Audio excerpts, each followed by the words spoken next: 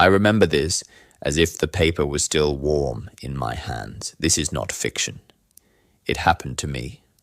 I found the papers at 55 in a kitchen drawer that should have belonged to no one but me. The first line I read made my hands go numb. My name spelled out an official seal, and the phrase that upended everything. Petition for immediate divorce, filed on behalf of my spouse's name alleging fraud, and grounds for forfeiture of joint assets. I sat at the Formica table in our Beacon Hill rental, the afternoon light slanting across the cheap laminate, and felt in that same instant the room shrink, as if all of Boston was pressing in to stare at me. The betrayal wasn't about the papers themselves. It was that those words had been printed, signed, and mailed without my knowledge, while I had been planning a quiet retirement, while I had been trusting the person across from me at every dinner, every vote, every quiet purchase of an extra loaf of bread when we could afford it. The humiliation, bare, raw, and public in legal, arrived before I could even stand.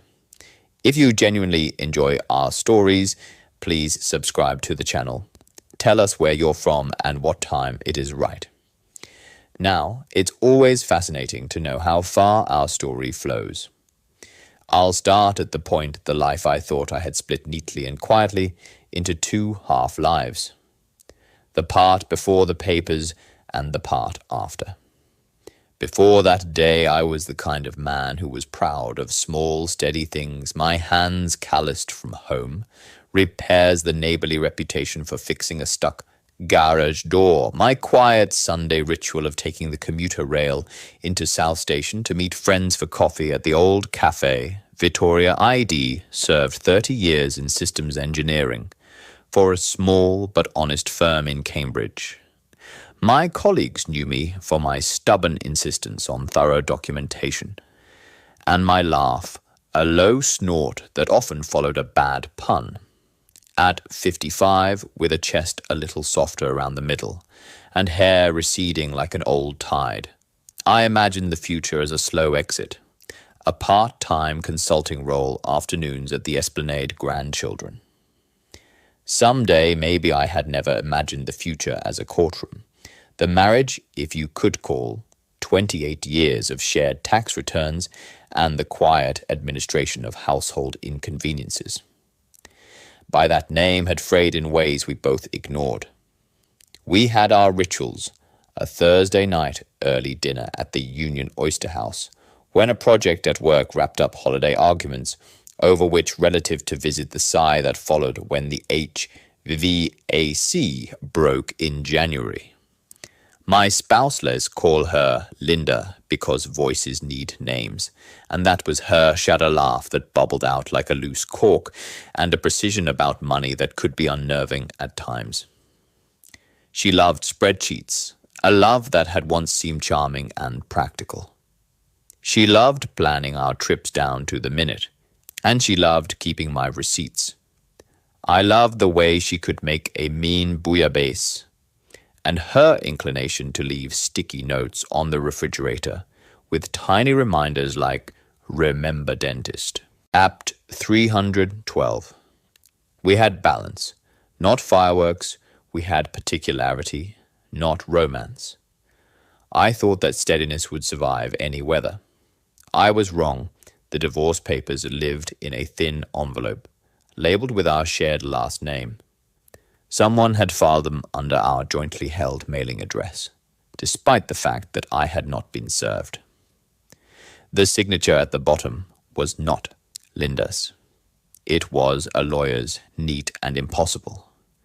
No one had come to our door. No courier had stood in the hallway with an envelope and a hesitant knock. Instead, the papers had arrived some other way, delivered to a law clerk in a courthouse box, stamped, logged, and then mailed to our shared address as a matter of procedure. It would have been routine. Invisible, but routine has a way of breaking a life open. I remember the exact sequence of the next 15 minutes. The phone call I made to the clerk's office. The voice on the line who read the docket number.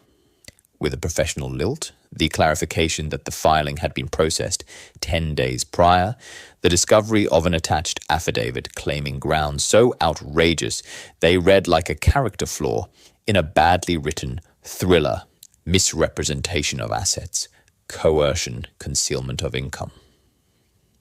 The affidavit listed specific figures that contradicted the careful little financial life Linda and I had built. There was an accusation sewn between numbers and bullet points that implied I had hidden assets offshore, that our small retirement accounts were part of a complicated scheme to defraud her of her share. I could feel the blood leave my head. The old fast panic rising, the same panic I had at 35 when a server crashed in the middle of a quarterly presentation.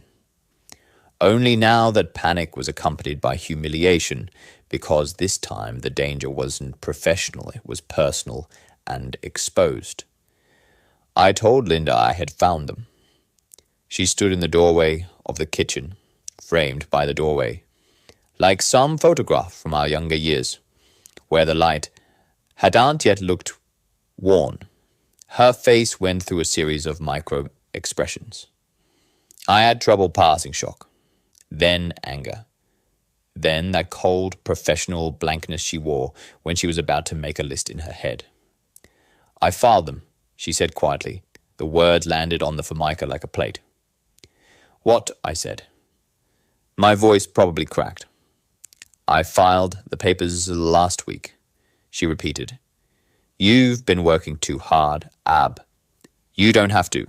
She stopped as if she had decided that running through the whole plan would be merciful.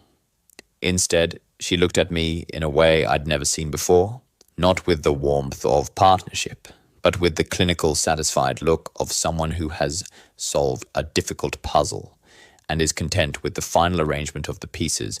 That was the first blow the confession delivered, not with contrition, but with a crispness that made her sound like the petitioner herself. Why, I asked. The question came out like a splinter. She told meat, first in fragments, then in a story that would expand over the next months into full narrative detail that she had learned of my alleged scheme through a 1099 entry that didn't reconcile through bank transfers that seemed to flow in patterns she claimed were unusual through alleged conversations I had with a consultant in Wellesley that she said I had lied about. None of it made sense. I knew I had not hidden money in a Cayman account. I had never even been to an island with banks, but there is a cruelty in accusations that sounds like someone rearranging the light in your house to prove their version of events suddenly. Every shadow fell in their narrative. What followed those words was not a conversation. It was an immediate recalibration of our life. Linda told me she had already met with an attorney, an expensive, polished woman from a firm in Back Bay, whose pamphlet promised strategic family law solutions. Her voicemail to me later that night would be brief. We need documentation. Anything you have for the last 10 years, I will file motions to freeze certain accounts. There was a logic to it, legal steps that in the hands of someone pragmatic look efficient and decisive. But in my chest, the logic felt like a counting out of the steps to divorce, as if it were choreography. I walked the empty rooms of our apartment like a ghost trying to remember a life I had lived with my eyes closed. Suspicion woke in me like an animal in a trap. At first, the suspicion was practical. If Linda had filed, there must be paperwork. Correspondence receipts that triggered her. I started by combing through printouts and scanned bills. My habit was to keep things tidy, and I found nothing. Then I remembered the small courier box in the hall closet where I kept documents older than a year. I opened it and reached for the familiar smell of paper and old envelopes, and then beneath a stack of tax returns I had penciled in neat notes. Next to, I found a thin packet of unsigned documents that were not ours assessments, a letterhead from a small property management company in Somerville. A notarized-looking document with a different slanted signature that claimed to represent a trust fund that neither of us had been told of. My heart thudded in a way I hadn't felt since I narrowly avoided a car accident years before. Each page suggested a life that had been constructed behind my back. As the initial shock shifted into a tighter, colder determination, I tried to explain to Linda that I had not done any of the things alleged. She would nod, often while making a note on a legal pad, dates, names, potential witnesses. The pads multiplied, stacked like shingles on the coffee table. Once over coffee at the little table in our kitchen, I asked her point blank, "Who told you all this?" She hesitated, then named a woman. Marta from a community group she had joined at the St. Botolph Neighborhood Center. A woman who worked afternoons at the Somerville property office. Marta, she said, had produced some documents that looked official. The problem, if you can call stacking puzzle pieces. A problem was that the documents, while styled like legal forms, were mismatched in ways I could smell wrong. Letterheads. Dates that lined up awkwardly, a signature that looked copied. That was the beginning of the detective work. I started small and methodical photocopies of everything. A spreadsheet, ironic given Linda's love for them tracking each document, names, addresses, and dates. I went to the Somerville address listed on one of the papers and found a brick storefront with a bell. The woman behind the counter introduced herself as Marta and said she had never filed anything like that.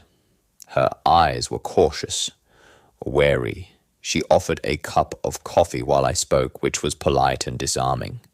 And I remember the elliptical shape of the cup in her hands and the beige sweater with a little hole at the cuff. "We get people use our address for mail sometimes," she said.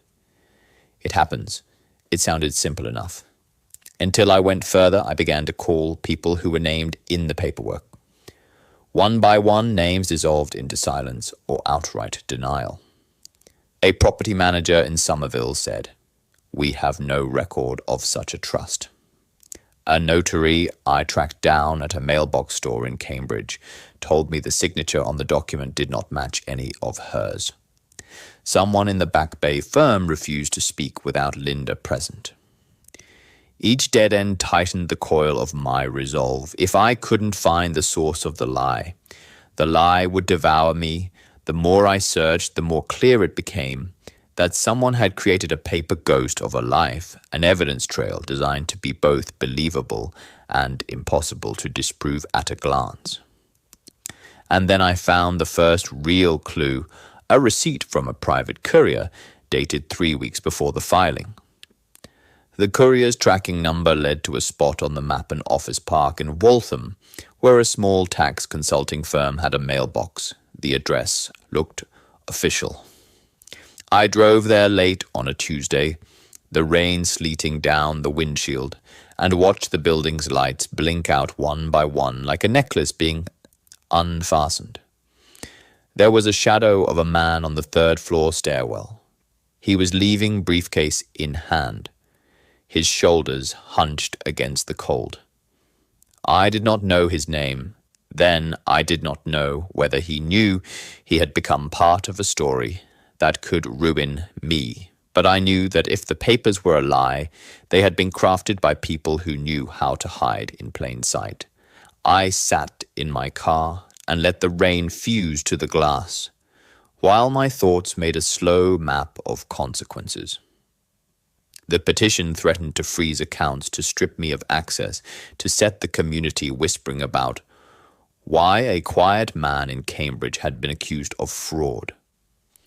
It could affect my job, my reputation at the union of old colleagues at the local bar, the small clients who trusted me. At 55, there was something obscene in the idea that a sheet of paper could take all that away. It felt like being sucker-punched by a life you had trusted. I opened the glove compartment and found a Polaroid tucked underneath the registration, a relic from a trip Linda and I took to Provincetown years ago. In the photo, we were young, grinning at the camera, sun striking the glass in a way that turned our faces into two small halos. Linda had always loved that photo. I held it and realized with a pang that a man does not often let himself feel that someone was trying to reframe the last quarter century of my life into a tale I no longer recognized. I pressed the paper to my chest like a talisman, and then I began to plan, not for retaliation born of spite, but for survival. I would need evidence. I would need witnesses. I would have to prove not just that the documents were false, but how and why they had been manufactured, who profited from turning our life into legal fiction. I told myself to be patient, logical, methodical, my old strengths. Yet underneath that tactical voice, there coiled a darker certainty that the person who had filed those papers had done so precisely because they thought they could get away with it. They had misjudged one thing, how a man pushed to the edge learns the geometry of the people who wronged him. I got up from the kitchen table and walked to the window. Beacon Hill looked like a stage tidy brownstones, and the occasional pedestrian hustling by umbrellas, bobbing like punctuation marks. In the courthouse across the river, I imagined the docket clerk flipping a page where my name was now listed, like a new entry in someone else's ledger. I thought about the kind of men and women who use paperwork as a weapon, those who could arrange witnesses and signatories, those who could make good ink look official. Then I thought with a calm that surprised me about ruining them back. I had not yet crossed any moral line. I had not broken any law. I was at that moment a man deciding to fight with evidence and care, and a patience that ran like a quiet current underneath the surface of my life. The first step, I told myself, was to find who had benefited from the filing. Someone martyr, perhaps, or the person in Waltham had been involved directly or indirectly. Someone had forged a path to the courthouse and placed my life on a docket. When I turned away from the window, the Polaroid still in my hand, I made a small, private vow. I would uncover the chain that led to those papers. I would not let my life be reduced to the accusations of a single petition. If I failed, I would lose more than money. I would lose the narrative of who I had been. If I succeeded, it would not be revenge for the sake of spectacle. It would be restitution. The quiet restoration of a life that had been misframed. I picked up my laptop, opened a new spreadsheet, and typed in the first column document source. Then, without quite knowing how many steps it would take or what price I would pay, I began to map the lie. The next morning, the first person I called did not answer. The number was for a man named Derek Collins, listed on one of the affidavits as a consultant in Wellesley. His voicemail was clipped and strangely calm. "This is Derek, leave a message. I left one." My voice steady, asking if we could meet. I said nothing about the papers. The message felt like tossing a pebble into a still pond, waiting to see which ripples came back to shore. A knock sounded at the door 20 minutes later. The man on the threshold introduced himself as Derek Collins, mid-40s. A little stooped, from years behind a desk, wearing the kind of navy blazer that had seen better meetings. He smiled with an ease that was practiced, like someone who had answered the same question a dozen times. "You wanted to talk," he said, and his voice had the soft cadence of someone who enjoyed having secrets. He stepped inside as if he belonged. I closed the door, and for a moment, as the afternoon light touched the brass of the doorknob, I felt we were both actors in a play we hadn't yet been handed. Then Derek reached into his briefcase and handed me an envelope, a standard white courier envelope with a tracking sticker. My hands did not tremble when I took it, but inside I knew might be the next hinge in the door to a truth I both feared and needed. I slit the envelope open with a butter knife from the drawer, the metal scraping like an oncoming clock, and slid the papers free. There were copies of emails headers from an account I had never used, billing statements that matched numbers in the petition, and at the bottom, a typed note for Ab. Make sure he sees these. The handwriting on the note was not Linda's. It was painfully familiar. I looked up. Derek's face had gone small in that moment, the easy mask slipping. You shouldn't have these, he said. I was told to deliver. He stopped outside a delivery van idled at the curb like an omen. I realized with a sick clarity that I had been invited into an elaborate trap someone had used, people I knew, and people I didn't, to weave a story that would destroy me unless I could prove otherwise. The paper in my hands was both evidence and invitation.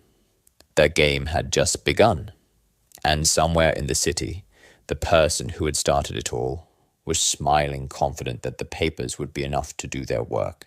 I folded the documents, sliding them back into the envelope like reinserting a blade into its sheath, and met Derek's eyes. Who told you to deliver? I asked, and the way he blinked told me he had two answers. One he could say, and one he could not. The phone on the counter rang. The phone on the counter rang, shrill, breaking the moment like glass shattering on tile. Derek shifted in his chair, his blazer creaking as though it carried the weight of more secrets than fabric. I moved toward the phone, but my eyes never left his. Caller ID flashed, private number.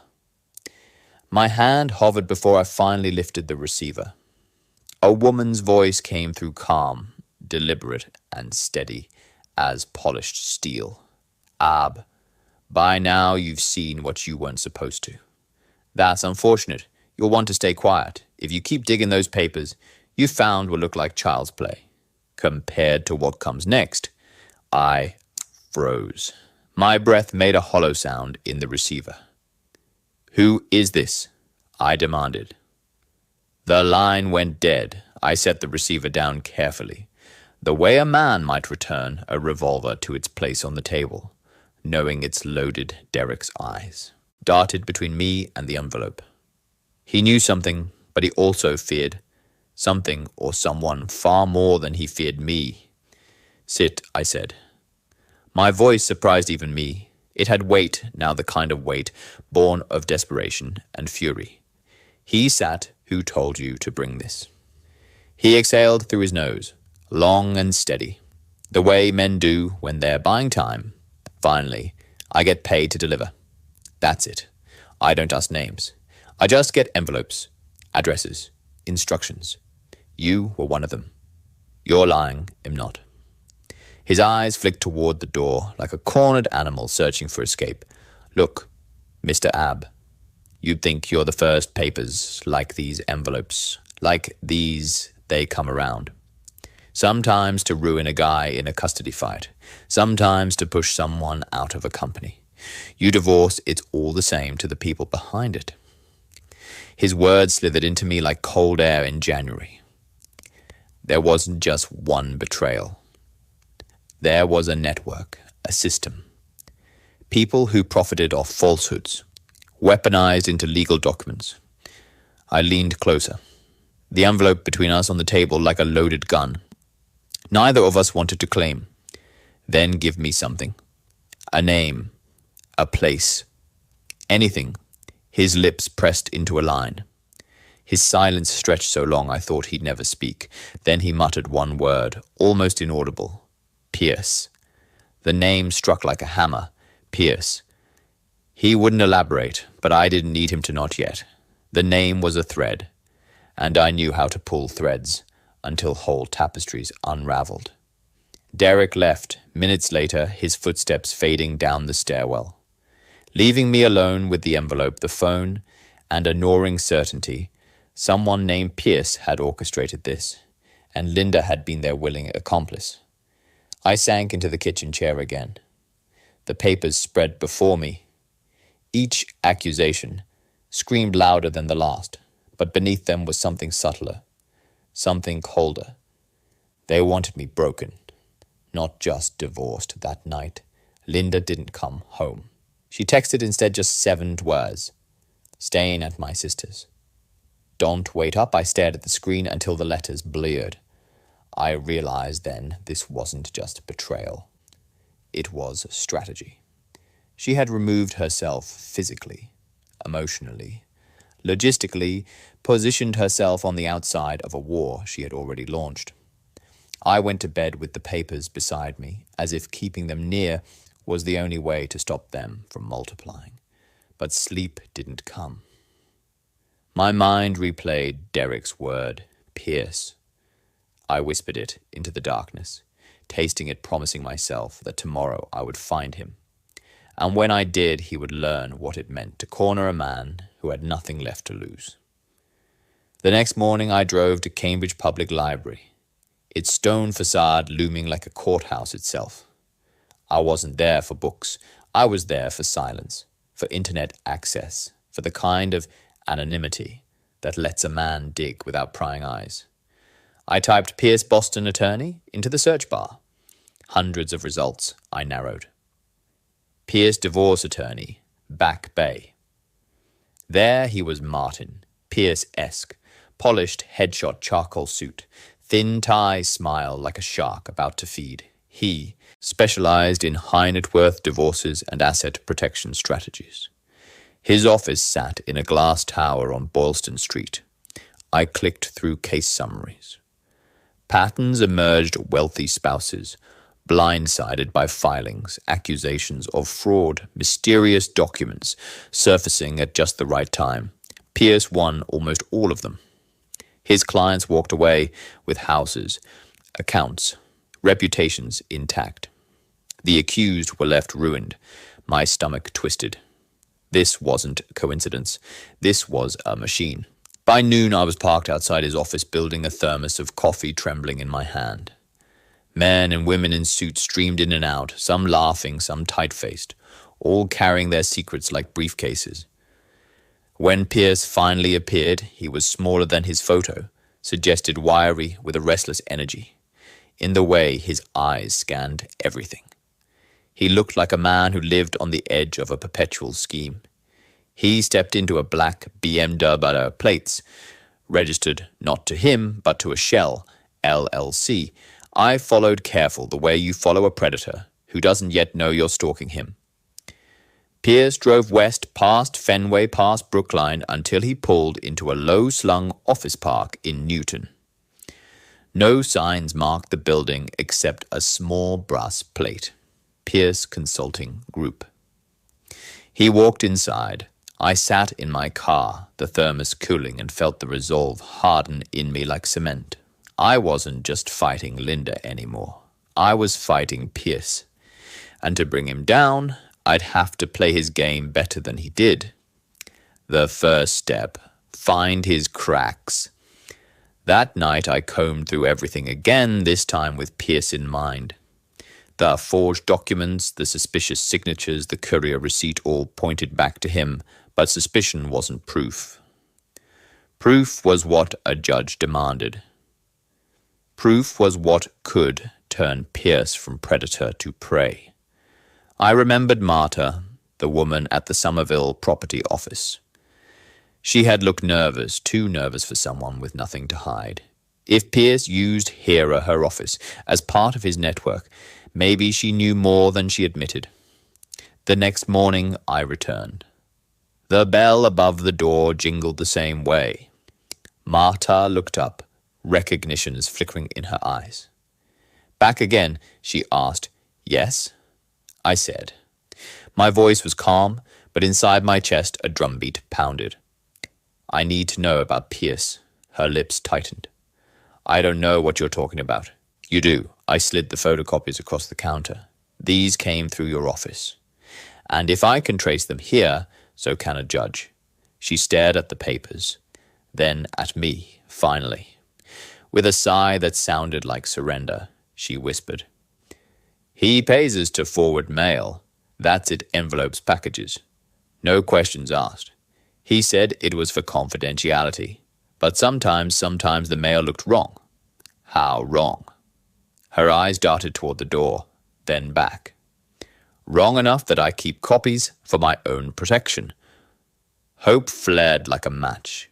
Show me. She hesitated, then disappeared into the back. When she returned, she carried a battered manila folder. Inside were photocopies, dozens of them. Envelopes addressed to Pierce, affidavits with half-matching seals letters on. Letterheads that looked official until you noticed a date out of place. It was a paper graveyard, and Pierce was the gravedigger.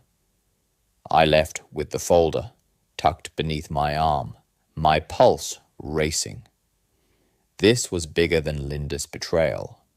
Bigger than a single divorce, Pierce had built a business on manufacturing lies, and he had thought no one would ever connect the dots. But he hadn't counted on me, and as I drove back through Somerville, the folder riding shotgun like an ally, I knew the war had officially begun. That night, Linda returned home. She carried a small overnight bag, her posture defensive. You look tired, she said flatly. I've been busy, I replied. She eyed the papers spread across the table. But you can't. Stop this. Pierce is the best. He knows what he's doing. Fighting him will only make it worse. Her voice was calm, almost pitying. But behind it, I heard something else, fear. You think he's protecting you, I said slowly, but he's not. He's using you. You're just another client to him, another paycheck. When he's done, you'll be as disposable as I am. She flinched just barely, but enough for me to see a crack in her certainty. I pressed, tell me what he promised you. Silence, then half. The accounts, the house, my freedom. I leaned forward, and if I prove he forged evidence, if I prove he built his case on lies, her eyes narrowed. You won't. But I saw it then plain as daylight. She wasn't sure anymore. I smiled, slow and deliberate. Watch me. And in that moment, I decided Pierce wasn't just going to lose. He was going to burn. The next morning, I opened Marta's folder again and began to map every address, every name, every forged detail. It was a spider web sprawling across Boston, Somerville, Waltham, Newton. Each line connected back to Pierce, and as I circled the names, my pen tapping against the table, I realized the next step wasn't just gathering evidence, it was exposing him publicly, legally, irrevocably. But to do that, I needed an ally on the inside. I knew exactly where to find one. I picked up the phone and dialed an old number from my days in engineering, a colleague who had since left to work in forensic accounting. The kind of man who could smell a forged signature or a cooked book from a mile away. When he answered, his voice warm with recognition. I didn't waste time, Mark. I said, I need your help. It's life or death. There was a pause. Then, steady as always, tell me everything. And that was the moment my revenge truly began. Because now I wasn't alone. I called Mark, and he arrived the next morning, with the kind of brisk, efficient gait that comes from someone used to hunting errors in other people's lives. He carried a laptop, a battered legal pad, and the weary patience of a man who had spent his career turning chaos into ledgers. We sat at my kitchen table, surrounded by the maps and photocopies I'd amassed, and he began to read like a man reading a confession. First rule, he said, without looking up, forensic accounting is a language. You find patterns, you follow money. Paper only means something when it lines up with wire transfers, with dates with people who benefited. He tapped the folder from Marta's office, like it was a heart they just opened on the table. This is messy, but it's beautiful. People who fake documents hate consistency. They're sloppy because someone else always has to fake a signature. That's where you catch them. We worked for hours.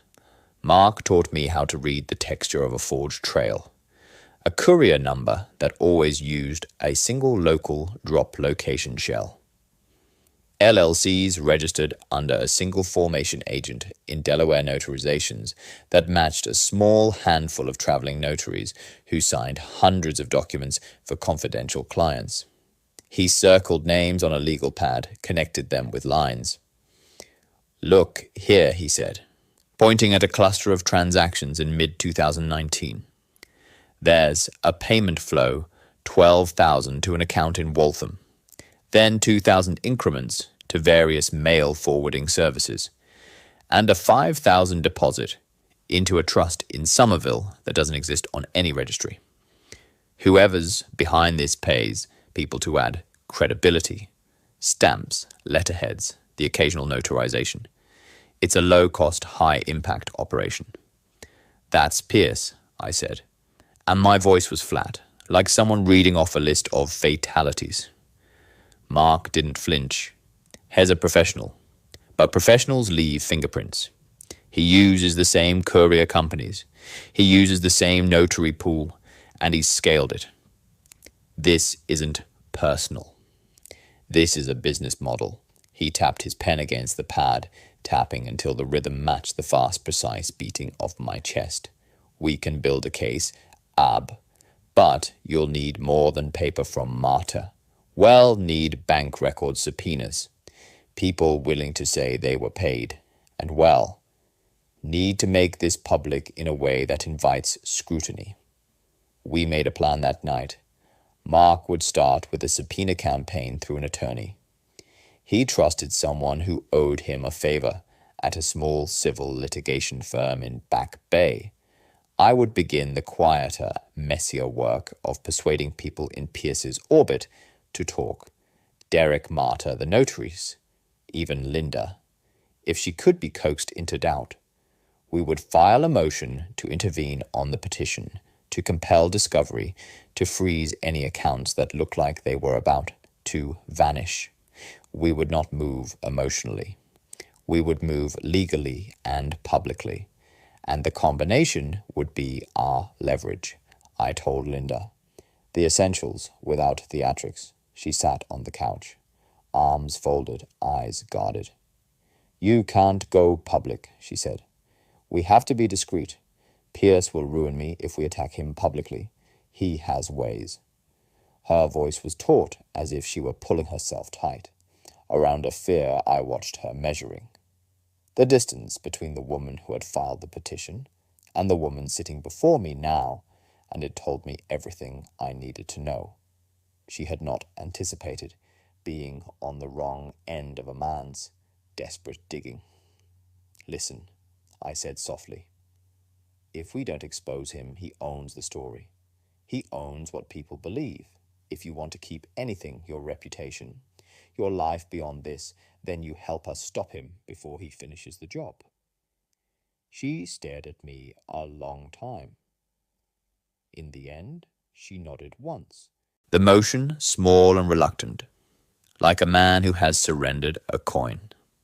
With Linda's cautious cooperation, her information about the meetings, the times she'd spoken to Pierce, the financial promises he'd made, we began to pry at the seams.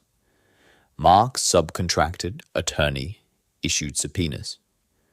Bank records trailed like breadcrumbs. The notary named on one of the forged affidavits, elderly woman who rented space in a Cambridge mailbox. Storr came forward, trembling and under questioning. She admitted that the signature on the affidavit did not match her own. A paralegal at Pierce's consulting group turned up a paper trail of invoices sent to shell entities with names that meant nothing. Hillside Ventures LC, Blackford Trust, A string of innocuous-sounding names that hid nothing but intent. The more we uncovered, the angrier the neighborhood became. I hadn't expected the men from my engineering past to rally, but they did. Mark's contacts, former colleagues. Men who had respected my work for 30 years showed up in court the day the judge heard our emergency motion. They sat in the pews like a quiet brigade, faces hard and sympathetic. Journalists, too, sniffed the story.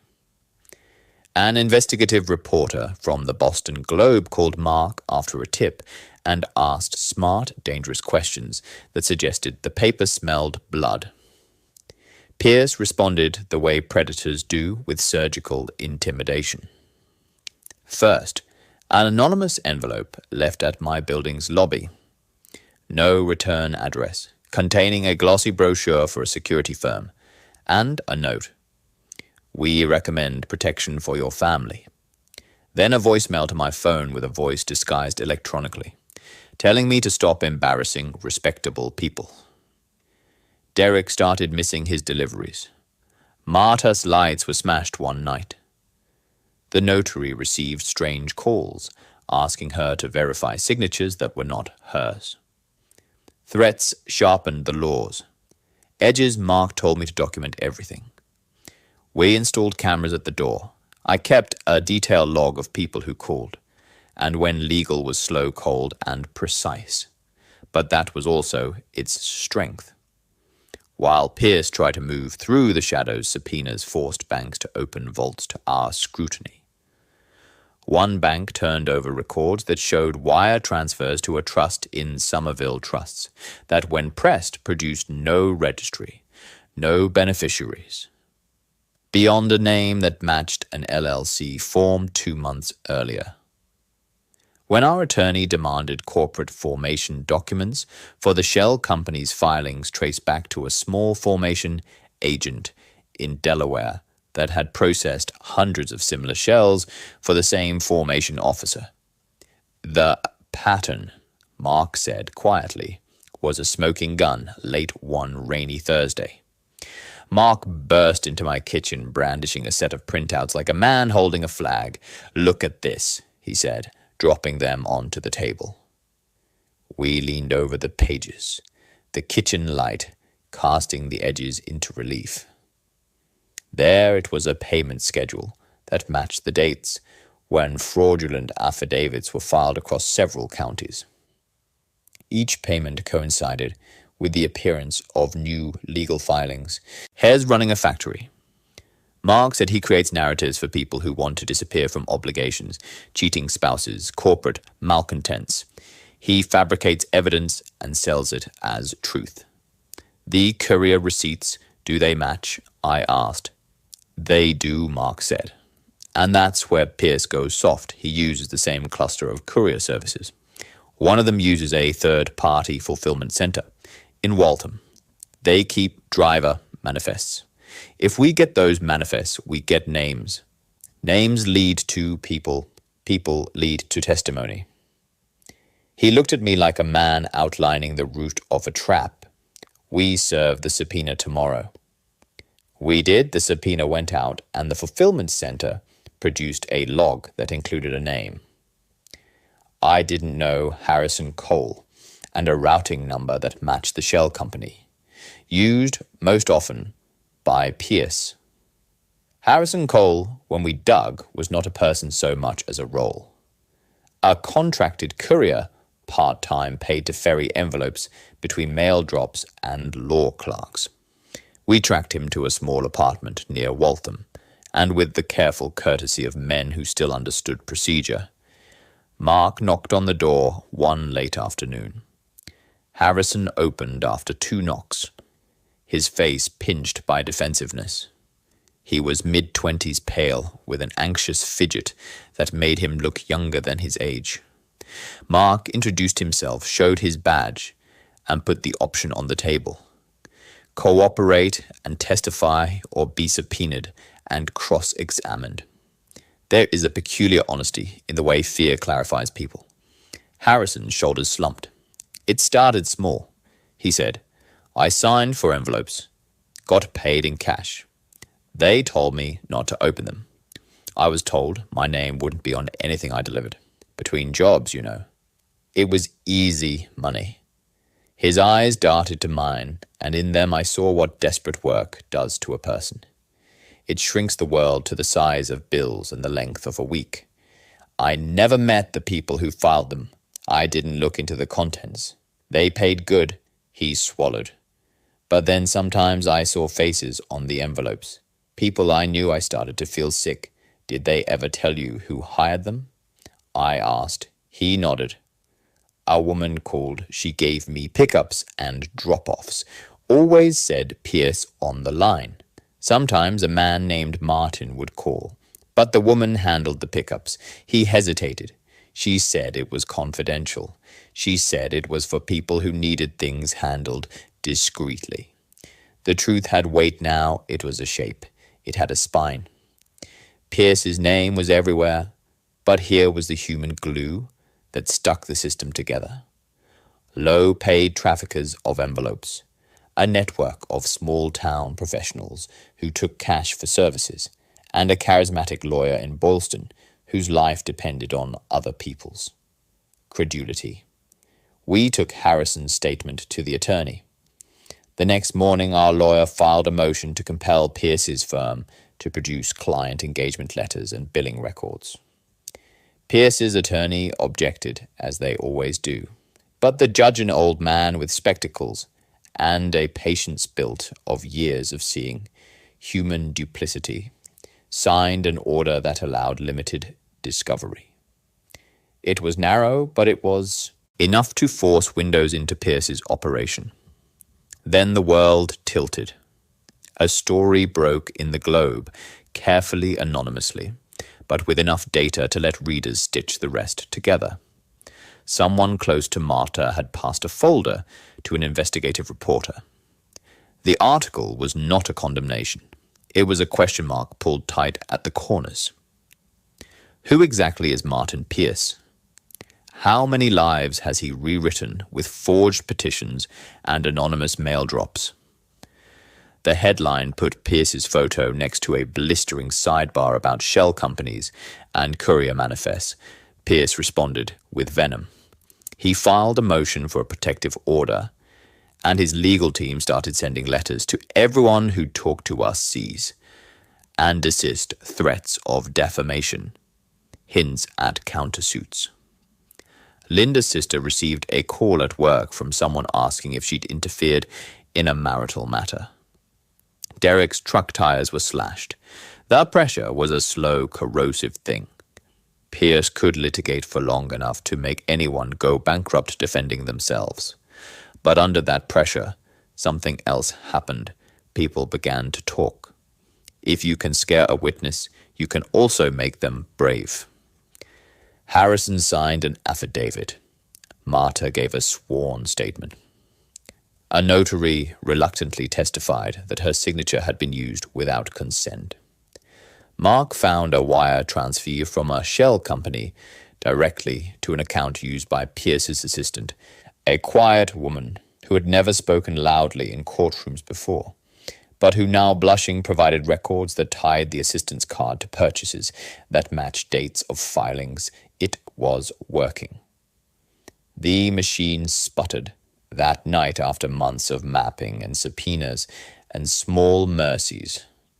I sat at the kitchen table alone with a cup of coffee gone cold.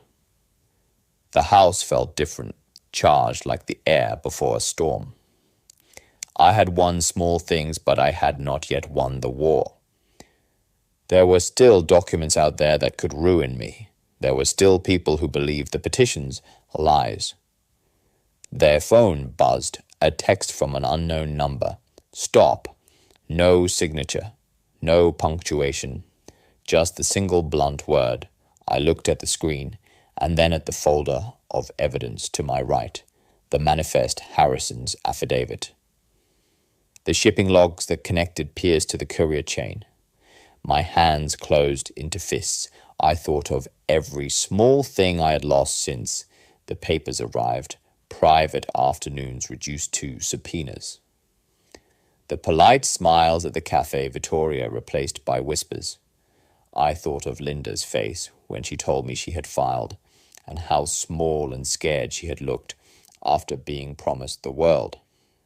Outside, rain began to fall, then harder, like someone hammering the sky.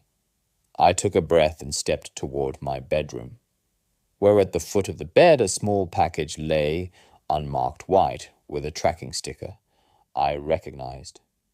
My breath hitched. The sticker matched a string of deliveries we'd traced to Pierce's operation. I should have known not to open anything.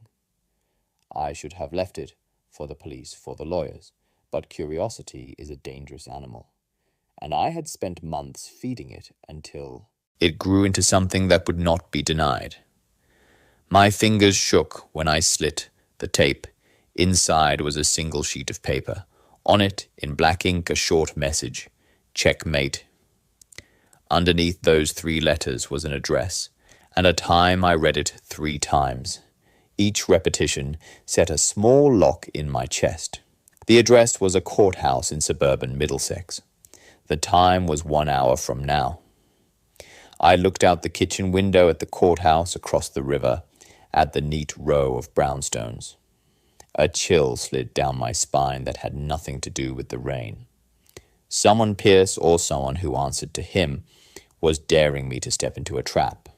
I folded the note with deliberate care and slid it into my pocket. Then I picked up my phone, thumbed a message to Mark. They just sent this, "Meet me at the courthouse." Now, he replied, quickly.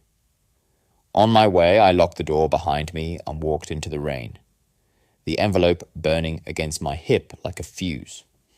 The courthouse in Middlesex looked skeletal, under the storm columns, lit by flickering lamps, the flag whipping in the wind like a signal. I couldn't quite decode. I parked beneath a maple tree, whose branches rattled like bones, and I sat for a moment with the engine humming, wondering whether I was driving straight into a setup. Mark's headlights pulled in behind mine. He stepped out, coat collar raised against the rain briefcase in one hand, his expression grim. "You're sure about this?" he asked when he reached me. "No," I admitted. "But they want me here, and if I don't show it means they own the board." We walked up the marble steps together, water pooling in the cracks, and pushed through the heavy double doors. Inside the courthouse was mostly empty, echoing with the faint drip of water from umbrellas. The posted docket showed only a handful of cases scheduled for tomorrow morning. Tonight, the hallways were ours. The address on the note led us to courtroom 3B. The door was ajar. Inside the benches were dark wood. The judge's seat. Looming papers were scattered across the clerk's desk. Though the room should have been locked, I stepped closer, and that's when I saw it. Another envelope, white standard sitting. Where the witness stand met the rail, Mark's. Hand went to my arm. "Don't," he warned. But I did. I lifted the envelope. Inside was a single-page copy of my supposed affidavit. Only this one had been edited. In shaky black type it read, "I admit to concealing funds offshore for the purpose of defrauding my spouse." My stomach flipped. This wasn't just intimidation. It was planting evidence waiting for someone to discover it, where it didn't belong. If that affidavit were logged into court records, it would take years to prove I never signed it. Mark's eyes darkened. "They're showing you they can plant anything anywhere." I held the page up, studied the signature at the bottom. An uncanny copy of mine, right down to the slight drag at the end of the B. But there was one mistake. The date next to it was tomorrow. They prepared the affidavit ahead of time. A sound echoed from the hallway. A footstep, quick, deliberate. Mark shoved the page into his briefcase and snapped it shut. We ducked behind the benches as the door creaked wider. A man stepped inside, umbrella, dripping thin frame, slicked back hair. the expensive smell of cologne carrying into the room. My pulse hammered Pierce. He walked to the clerk's desk, humming under his breath, then froze. The envelope I'd picked up was gone. His head turned, slowly scanning the benches. I held my breath, every muscle screaming to stay still. Mark shifted just enough to see him. Hair's checking, he mouthed. Pierce lingered, then muttered something I couldn't catch. He left as quickly as he came, the door thudding shut behind him. We stayed crouched for a full minute before moving. My body ached from the tension. Mark exhaled. Finally, we've got him, that affidavit. It's proof he's manufacturing evidence. He thought he'd plant it tonight. Let someone find it tomorrow. But you saw him, bring it. I nodded, though my insides were ice. How do we prove it in court? We don't, not yet. Mark's voice hardened. We build. We stack witnesses, documents, logs until there's no hole he can crawl through. That fake affidavit is just another nail in the coffin. We left the courthouse together, the storm still raging, and in my chest something shifted. Until that night, revenge had been a plan, a spreadsheet of actions. Now it was personal. I had looked Pierce in the face, and I had seen the smugness of a man who believed he couldn't be touched. He was wrong.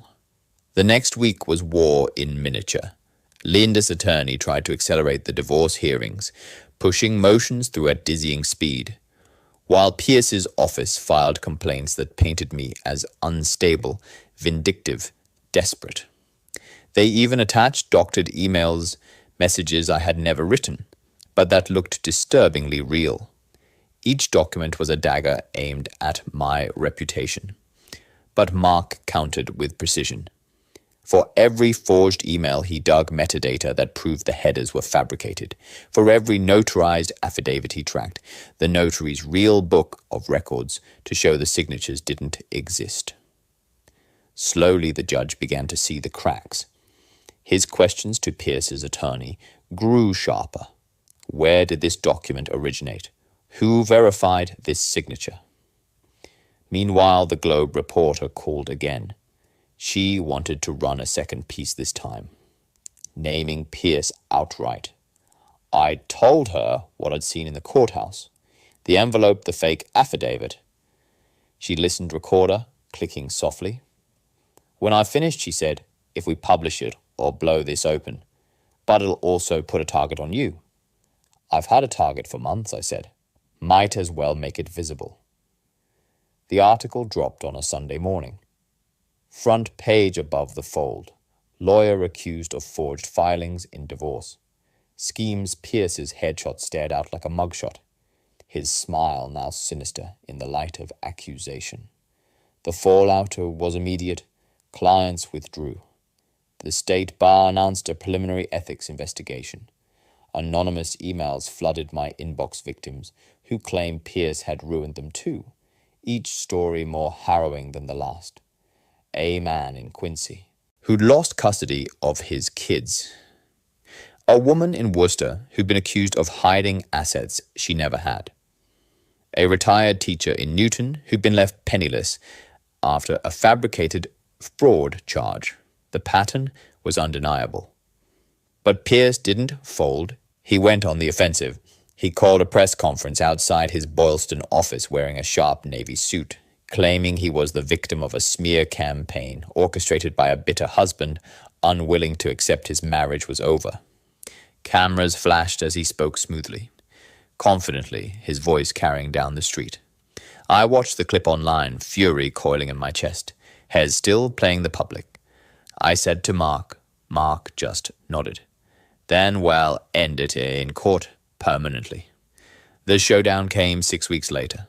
The hearing was supposed to be routine motions about asset freezes, discovery deadlines. But our attorney had prepared a bombshell, Marta's folder, Harrison's affidavit, the courier manifest the bank transfers. Piece by piece, they laid out the operation. a network of mail drops, false affidavits, and manufactured evidence designed to win cases by deception. Pierce's attorney objected at every turn, but the judge allowed it. The courtroom grew hushed as Mark took the stand, walking the court through the web of transactions with the patience of a teacher and the sharpness of a scalpel. When he displayed the fake affidavit with tomorrow's date, audible gasps rippled through the benches. Pierce sat stone-faced, but his fingers drummed against the table. For the first time, I saw a crack in his mask. When it was my turn to testify, I kept it simple. I told the court about finding the divorce papers, about the humiliation, about the night in courtroom 3B, when Pierce had nearly walked in on me, holding the forged affidavit. My voice didn't shake. I spoke like a man who had already lost everything and had nothing left but the truth. By the end of the day, the judge announced an inquiry into Pierce's conduct, suspending him from filing new cases pending a review. It wasn't final justice, not yet, but it was the beginning of his end. That night, I walked home through Beacon Hill, the gas lamps glowing against wet brick, my chest lighter than it had been in months. Linda was waiting at the apartment suitcase by the door. She looked at me, eyes tired, voice quiet. I didn't know it would go this far. You trusted the wrong man, I said. She nodded, tears gathering, but not falling. What happens now? I thought of Pierce, cornered but not yet destroyed. I thought of the other victims whose stories were still coming forward. And I thought of myself standing on the far side of humiliation, with only resolve left. What happens now, I said, is that I finish this, and for the first time since I'd found those divorce papers, I felt certain the end was coming, and this time it wouldn't be mine. The days after Pierce's suspension felt like a storm's aftermath. Branches scattered air thick, but the worst wind not yet passed. He still had allies, clients, and people too scared to speak out. And though the court had clipped his wings, he wasn't finished. I knew it when I found the letter. It came in a plain envelope slid under my apartment door. No stamp, no address. Just 3 words scrawled in sharp black ink across the page. Inside were not done. Mark studied it under the kitchen light, turning the paper slowly. Hairs rattled, he said. This isn't strategy, it's emotion. That's good. Emotional men make mistakes. I wasn't sure, because fear has a way of curling under your skin, no matter how logical the analysis. Every time I walked down Charles Street, I felt eyes on me. Every time my phone buzzed, I braced for another threat. Still, we pressed on. Our attorney filed a formal complaint with the Massachusetts Board of Bar, overseers attaching every shred of evidence we'd built. Marta's folder, Harrison's affidavit, the bank records. Even photographs of the fake affidavit with tomorrow's date. The Globe ran a 3rd article, this one, with testimonies from 3 other families destroyed by Pierce's schemes. His name was mud in Boston's legal circles. But Pierce fought back with the arrogance of a man convinced the system owed him protection. He hired a crisis PR firm, launched a website declaring his innocence, and even staged radio interviews where he painted himself as a victim of rogue accountants and disgruntled spouses. His voice oozed confidence, his words designed to sow doubt. Linda watched one of those interviews from the couch, her expression unreadable. When it ended, she whispered, "He sounds so believable." "That's his weapon," I said. "He doesn't just forge papers. He forges people's minds, Mark's. Next discovery nearly blew the case open. He'd subpoenaed a small courier service in Waltham that Pierce used repeatedly. Among the manifests was a log for a delivery made 2 months before my divorce petition. Appeared an envelope addressed not to a court, but to a private residence in Newton. They recipient, a judge. When I saw the name, my blood froze. It was the same judge presiding over my case. Mark tapped the log with his pen. If Pierce has been slipping him envelopes, that's corruption. That's how he's won so many cases. But we can't accuse without proof of contents. We need to know what was in those envelopes. The thought clawed at me. What if my whole case was rigged before it began? What if justice was just another paper Pierce had bought? I drove to the judge's neighborhood one evening, parked across from his colonial-style house. The windows glowed warm, his family inside, children laughing the faint clink of dishes at dinner. It looked so normal, so untouchable, but I knew better now. I knew the rot could run straight through mahogany doors. I sat in my car, the weight of decision pressing on me. I wasn't a man who spied. I wasn't a man who stalked, but survival makes strangers of us all. In the end, I didn't approach. I drove away, fists tight on the wheel. If there was corruption, I'd let Mark's methods prove it. I wouldn't cross the line Pierce had already trampled. Weeks bled into each other. Hearings, motions, subpoenas. Pierce tried every trick. Delays, countersuits, even a motion to have me declared mentally unfit. The judge, under scrutiny, now denied most of them his patience, thinning. Then came the moment he'll never forget. It was a Thursday morning in late spring, the courtroom packed with reporters and murmuring spectators. Our attorney called Marta to the stand. She was nervous, clutching her folder, but she testified clearly. Pierce had paid her office cash to forward. Suspicious mail had instructed her never to ask questions, had once warned her careers get destroyed when people snoop. Then Harrison testified. He admitted under oath to delivering dozens of envelopes, for Pierce to receiving cash payments, to recognizing my name on more than one package. His voice shook, but his words landed like nails hammered into wood. Finally, Mark took the stand again. He walked the court through the money trail. The courier manifest the forged affidavits, piece by piece. He laid Pierce's empire bare. When our attorney rested, the courtroom was silent. All eyes turned to Pierce. He rose slowly, buttoning his suit jacket, and began his defense with the smooth confidence of a man who'd wriggled out of tighter corners.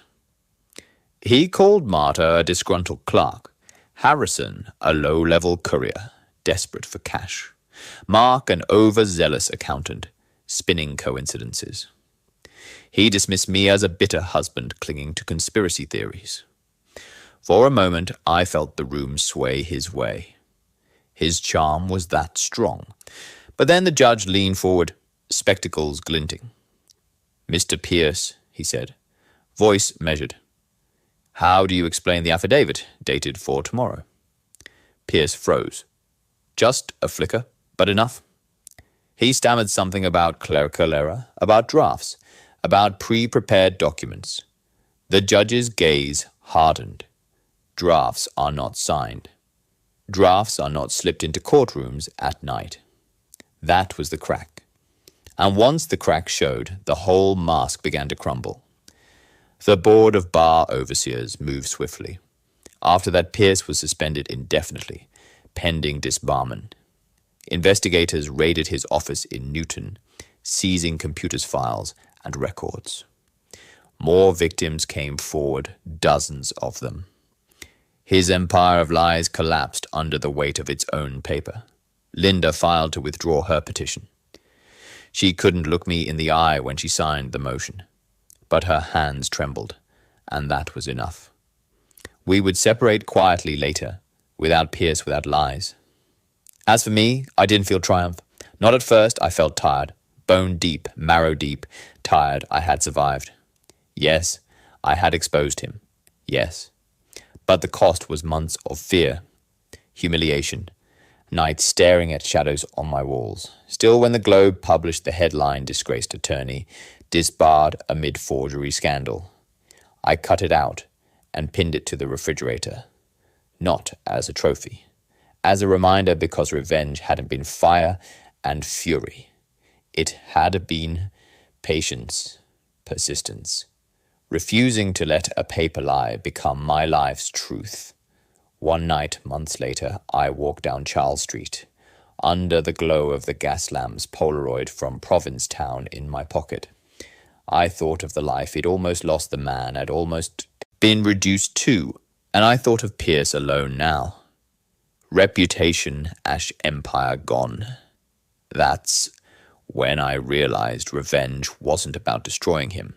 It was about reclaiming myself. I stopped under a lamp, the city quiet around me, and whispered into the night, "Checkmate," and I walked on, never looking back. The end.